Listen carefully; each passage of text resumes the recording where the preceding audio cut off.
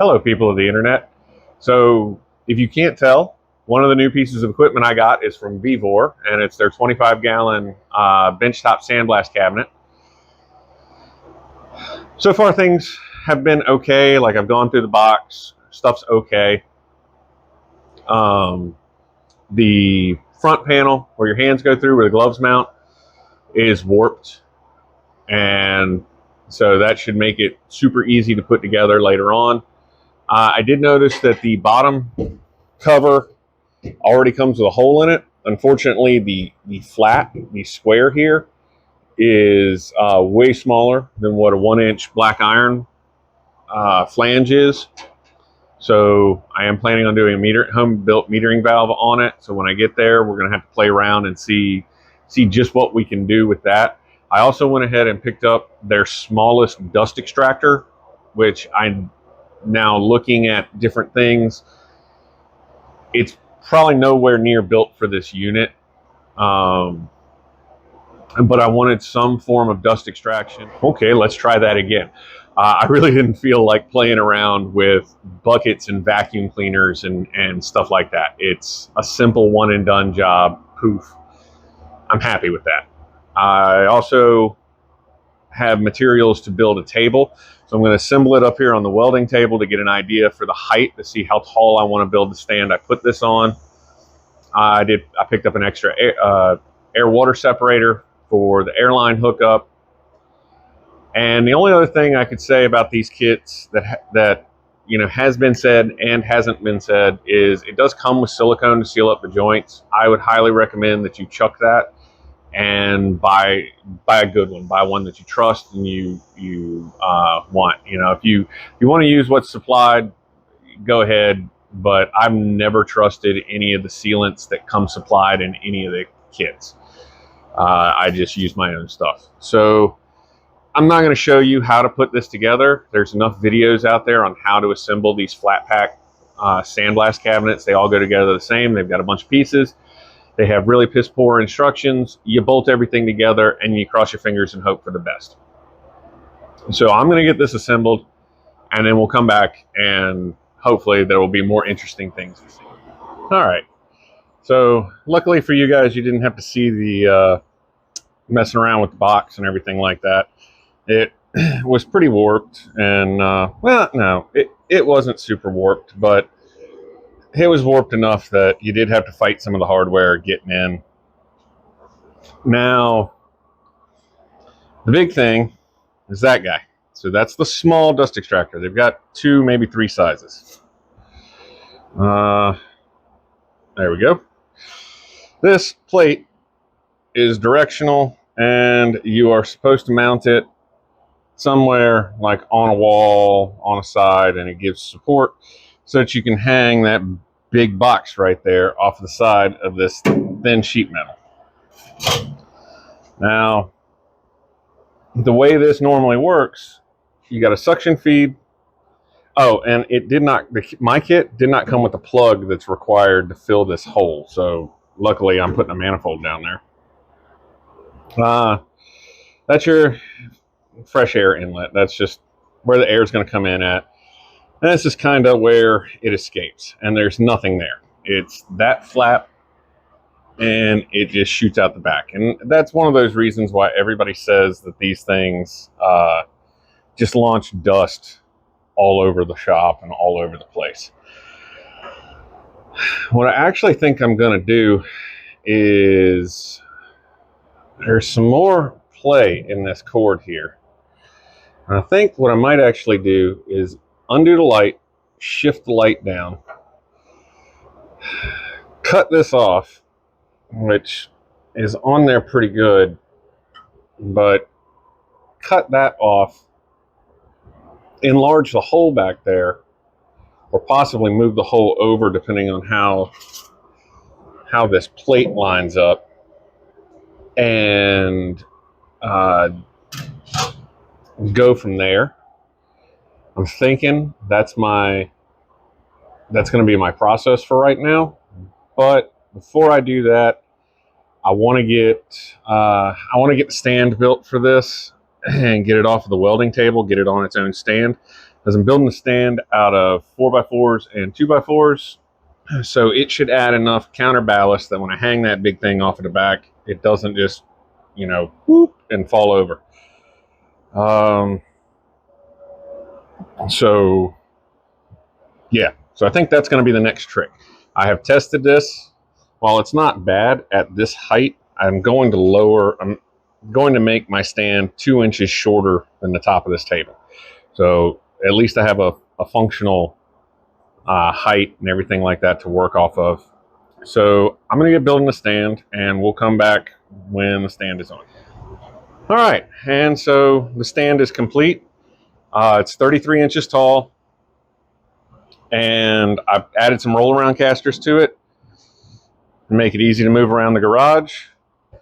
Right now, I just have it lined up with some little L brackets. It really doesn't need a whole lot.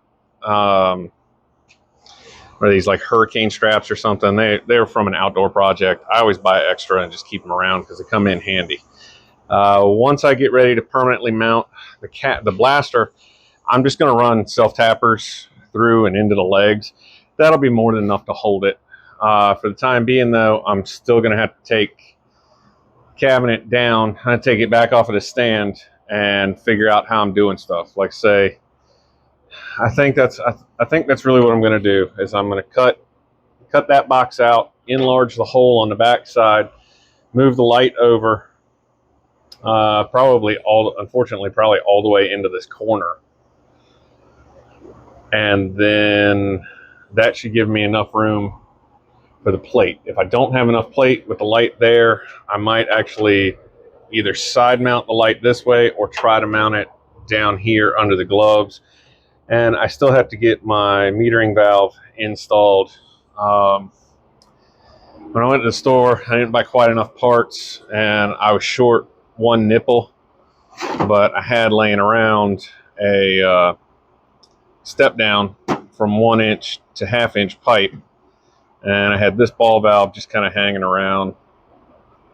So this will be the metering valve, and that's part of the reason why it's not sitting on a table.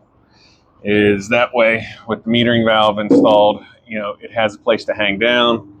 I can route the hose, and I can get my airline dryer mounted up here. I don't think I'm going to mount it to the box. I think I'm going to mount it up here. I'll probably enlarge this hole so that I can get the air feed line through, and then punch a hole over here, or maybe even do it close to here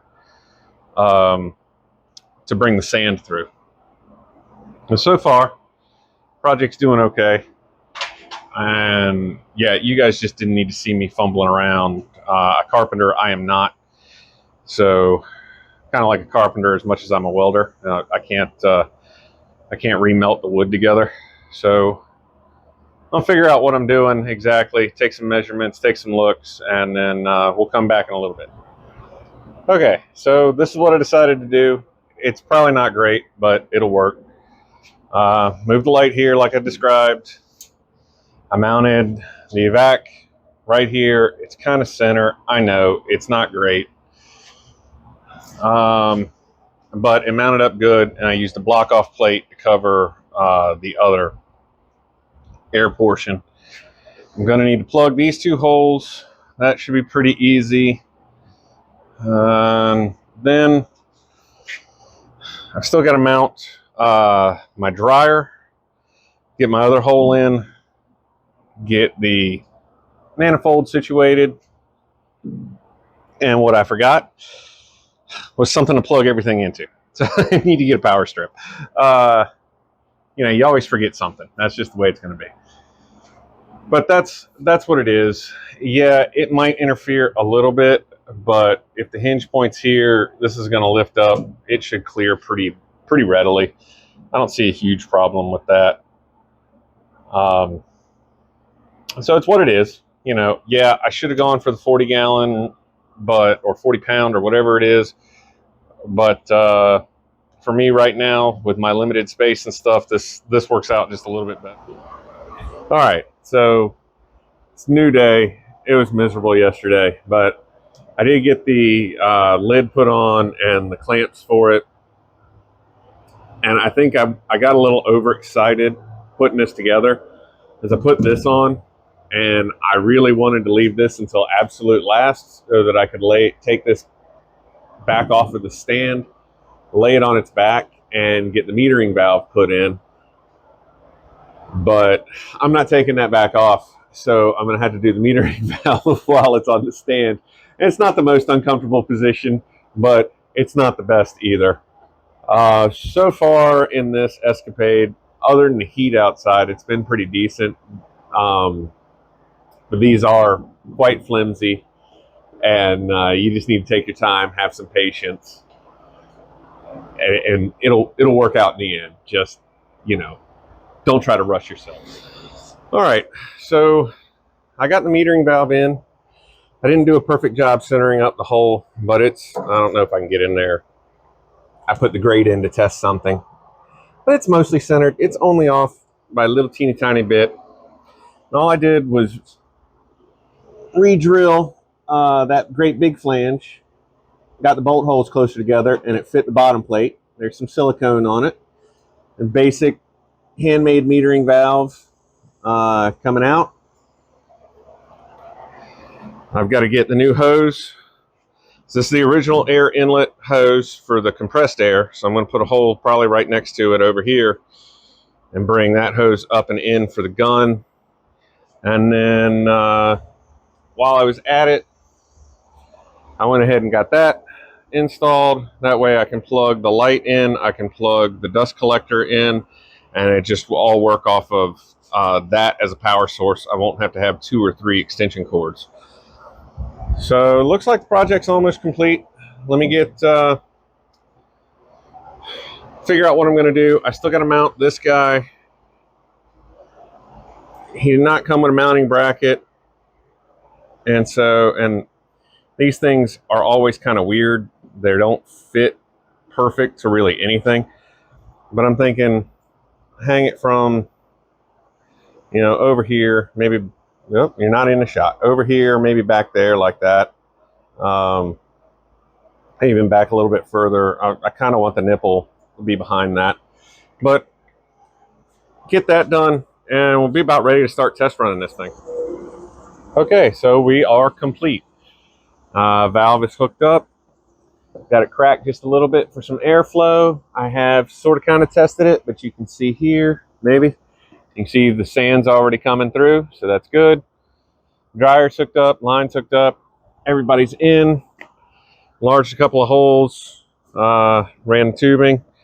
Slightly undersized grommets, so they seal up a little bit. Now, this big thing. It sucks. Not in a bad way. It draws a lot. And we're just going to show you for a minute. Hold on. Okay, I got the door sealed. All right, go ahead and hit the power, buddy. No? Okay, hold on.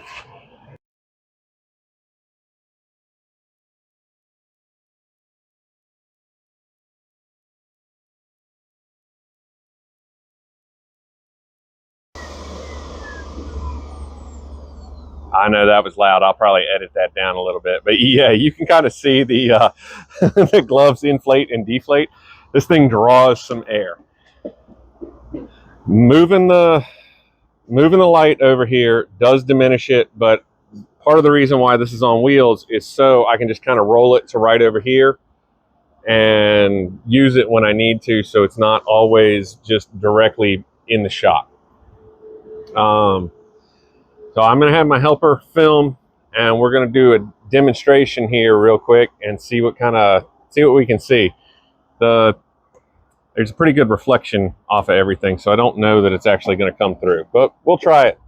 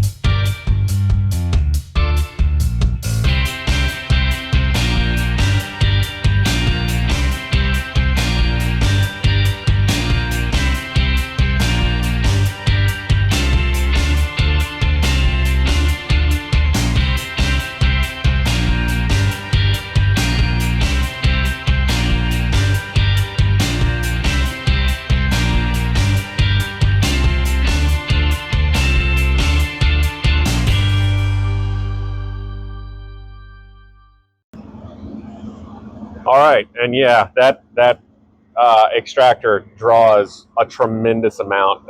When you're wearing the gloves and you turn it on, it feels like it's sucking your arms out. But overall, this has done really, really good work for being a cheap sandblaster, and honestly, mostly cobbled together bits and pieces on my own. I put a 25-pound bag of sand in there, and it's actually a little full. I'm sure I can even it out a little bit more. The metering valve seems to work absolutely fine. No issues there. And I'm sorry if the glare on this prevented any of the, being able to see how well or it did work. There's only so much I can do about that. So yeah, it took longer than I thought it would, but it's together. It works. It's all roll around, portable. I can move it anywhere I want. And if I do decide to go to the next size up, eventually, I already have the extractor. I already have a base made. All I pretty much got to do is put the thing together, stick it up here, and start, using it. So for me right now, I don't think this is a bad deal. I can get the brackets and pieces from the Volvo engine that I want done in there. My intake manifold will fit in here. My valve cover will fit in here. And this will be perfect. This will do exactly what it needs to do. So, get out, have fun, and go do something you like.